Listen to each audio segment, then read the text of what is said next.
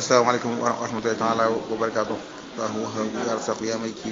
ya wasi'u ana fi asli hajilan bil bishri muhammadin hatta bina kana asbu wa tuwa wa hamdulillah wa tutbi bismi kana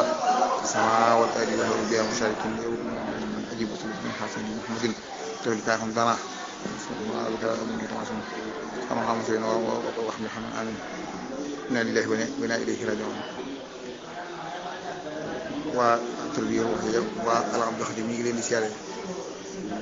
wala ko ci koor gi baax a baax xam naa si bëri si ñii linguistique bu mag la bu mag a mag la boo xam ne nelaw na kon nelaw na yàlla ko yàlla doon leer ba jàngal ay gaxlaas nañ ko waxee rek waaye man jàngal te koo xam ne mbokkam nga xam nga ay jigéen ñaaleen nu mën a defee mbootaay goo xamante ne day saytu ndonoom leen fi baax prochaine bi doon fi lancé ñu mën ko àggale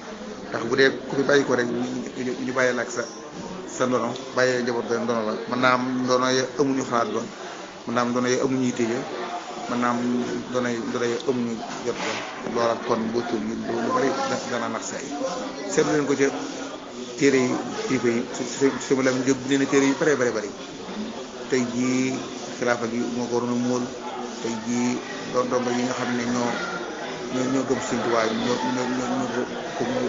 waroon a móol kenn móol bu su néew móol bu ñàkk solo am na ci boo xam ne téere boo xam ne ay maanaam ëpp na Ignaa'ul Adiim boobu nga xam ne wérde yi lay wax am solo loolu ñëpp solo ko kenn móol taalibe yi daayira yi amuñu xalaat bi amuñu niveau mu yooyu waaye bu dee ku dem sa projet ba ñu bàyyi ko yow yàlla tere de kon day Afrique ci yoon jax ci lay dëkk kon maa ngi koy lancé loolu di woote ci loolu nañu gën a boole suñuy doole liggéeyal ci yàlla liggéey ci dëgg liggéey ci Sëriñ Tuubaa ci Afrique am Sénégal am gii loolu daal luñ ko gën a mën a gën ko xam naa ne niveau yi nag xaw ma kañ la yéeg ba àgg foofa waaye fa dëkk ine fa xam ne dëkk fàttali rek mën naa am bis mu fàttali mu ko kon dañu fàttali si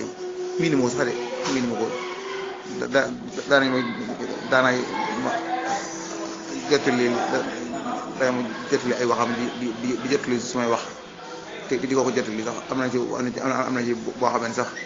samay wax yoo xam ne dama ko doon critiquer di wax léegi si xam-xam beeg ak dégg làkk yu bokkut waaw di léegi sax maa ngi tuddee linguistique waaye dénul linguistique ku ñu